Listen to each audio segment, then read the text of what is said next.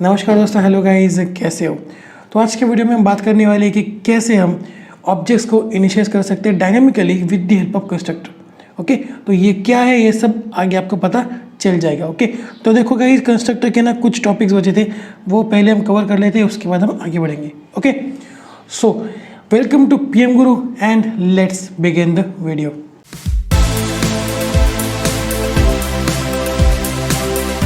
सो guys, अब मैं आ चुका हूँ मेरे VS कोड के अंदर। तो मैं यहाँ पे नई फाइल क्रिएट कर लेता हूँ जिसको मैं नाम देता हूँ कंस्ट्रक्टर। ओके, यहाँ पे नाम देता हूँ constructor 2.cpv। Okay, so guys, पहले मैं क्या करता हूँ, जो हेडर फाइल वगैरह है उसको मैं डाल देता हूँ ताकि आपका टाइम वेस्ट ना हो। ओके,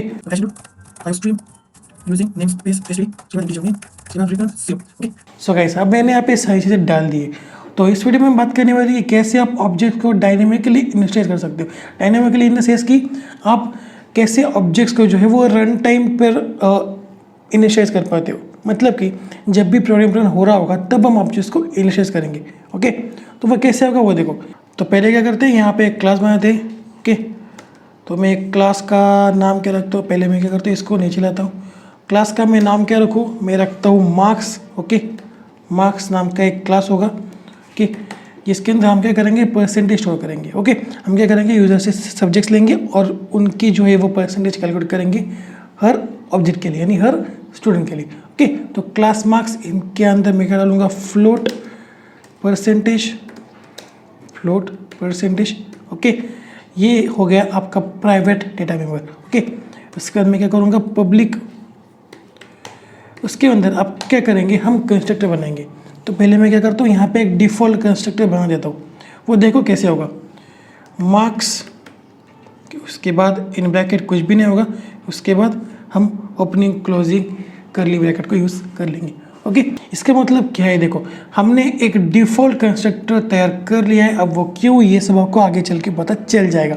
ओके, तो उसके बाद क्या करेंगे, एक और कंस्ट्रक्टर बनाएंगे मार्क्स नाम का। ओके, जो क्या करेगा, एज ए इनपुट 3 सब्जेक्ट्स के मार्क्स लेगा। ओके, तो मैं क्या करता हूँ, integer m1 comma integer m2 comma integer m3। Okay, इसके बाद क्या करेंगे, इस वाले कंस्ट्रक्टर को जो है वो डिफाइन कर रहे थे। तो अब मुझे क्या करना है, उस पर्टिकुलर ऑब्जेक्ट के लिए परसेंटेज को जो है वो कैलकुलेट करना है। ओके, तो मैं क्या करूँगा, पहले यहाँ पे टोटल फाइन कर लेते हैं। Total is equal to m1 plus m2 plus m3। Okay, उसके बाद आप फाइन करते हैं percentage is equal to total divided by number of subjects, वो कितने हैं, 3। ओके, उसके बाद सेमीकोलन। तो देखो गाइस, मुझे यहाँ पे ना टोटल को जो है वो डेटा टाइप देना पड़ेगा, नहीं तो ये मुझे एरर दिखाएगा। ओके, तो इंटीजर टोटल। ओके, तो मैंने यहाँ पे क्या किया, एक कंस्ट्रक्टर बनाया है जो सिंपली 3 सब्जेक्ट्स के मार्क्स को जो है वो एक्सेप्ट करता है और उसके बाद उन मार्क्स की मदद से परसेंटेज फाइन कर देता है उस पर्टिकुलर ऑब्जेक्ट या फिर स्टूडेंट के लिए। ओके, उसके बाद मैं क्या करूँगा, इसी लाइन को कॉपी कर लूँगा। ओके, और एक और ऑब्जेक्ट बनाते, एक और कंस्ट्रक्टर बनाते। ओके, तो यहाँ पे डिफरेंस क्या होगा, डिफरेंस सिर्फ यही होगा कि यहाँ पे हम 3 सब्जेक्ट्स के बजाय 4 सब्जेक्ट्स को जो है वो पास कर रहे होंगे। Okay, integer m4। तो अब मैं क्या करता हूँ, इस ब्लॉक के जो है वो अंदर आता हूँ और यहाँ पे कुछ चेंजेस कर देते हैं, यानी कि यहाँ पे जो है मुझे m3 के बाद m4 को भी ऐड करना पड़ेगा। ओके, उसके बाद टोटल डिवाइडेड बाय 4 करना पड़ेगा, ना कि 3, क्योंकि यहाँ पे 4 सब्जेक्ट्स है। ओके, तो यहाँ पे हम कंसिडर क्या कर रहे हैं कि मार्क्स जो है वो आउट ऑफ 100 है। ओके, मार्क्स यहाँ पे मैं लिख देता हूँ, मार्क्स आउट ऑफ 100। ओके, अगर मार्क्स आउट ऑफ 100 है तो मैं यहाँ पे directly divided by number of subjects कर सकता हूँ। समझ में आ रहा है। तो देखो यहाँ पे मैंने 2 कंस्ट्रक्टर्स बना दिए। पहला कंस्ट्रक्टर जो है वो 3 सब्जेक्ट से मार्क्स लेता है और दूसरा कंस्ट्रक्टर जो है वो 4 सब्जेक्ट से मार्क्स लेता है।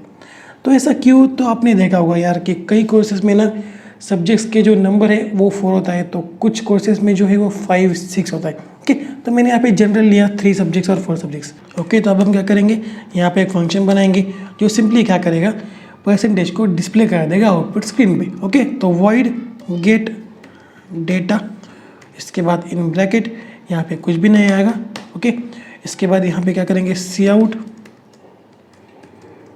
Percentage of a student is, उसके बाद लगा देते हैं परसेंटेज, ओके, और उसके बाद मैं लगा देता हूँ एंडल, okay.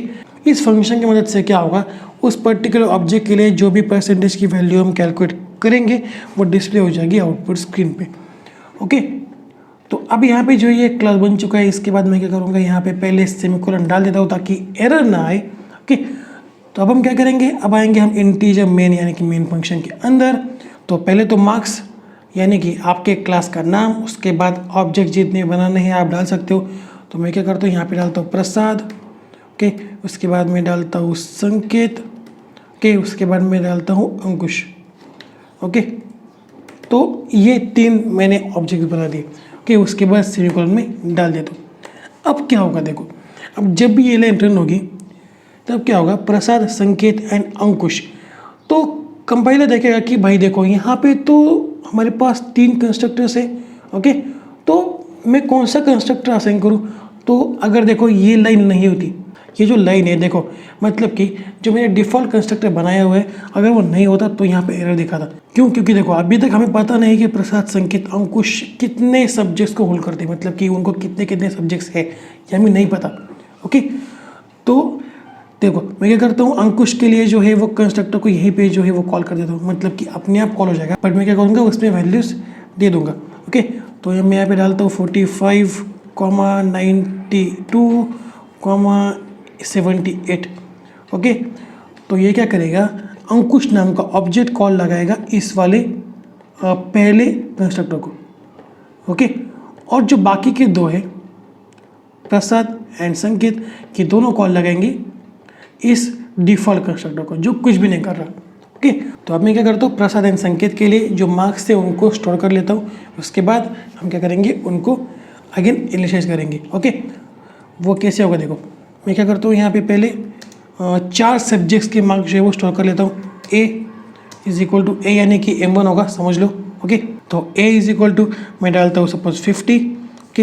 Integer B is equal to मैं डालता हूँ 67, उसके बाद integer C is equal to मैं डालता हूँ 25, में फेल कर देता हूँ एक सब्जेक्ट में से, ओके। उसके बाद integer D is equal to मैं डालता हूँ 98, एक में इसको टॉप कर देते, ओके। तो यहाँ पे क्या है, 4 सब्जेक्ट्स के मार्क्स मैंने स्टोर कर लिए अपने यूज़र से। तो देखो जब प्रोग्राम रन होगा तब क्या होगा, पहले तो प्रसाद, संकेत एंड अंकुश नाम के 3 ऑब्जेक्ट जो है वो क्रिएट हो जाएंगे, ओके। अंकुश के लिए तो मैंने यहाँ पे 3 सब्जेक्ट्स के मार्क्स डाल दिए, तो ये ऑब्वियसली ये जो है पहले कंस्ट्रक्टर को दूसरे कंस्ट्रक्टर को कॉल लगाएगा, ओके। इस कंस्ट्रक्टर को कॉल लगाएगा, ओके।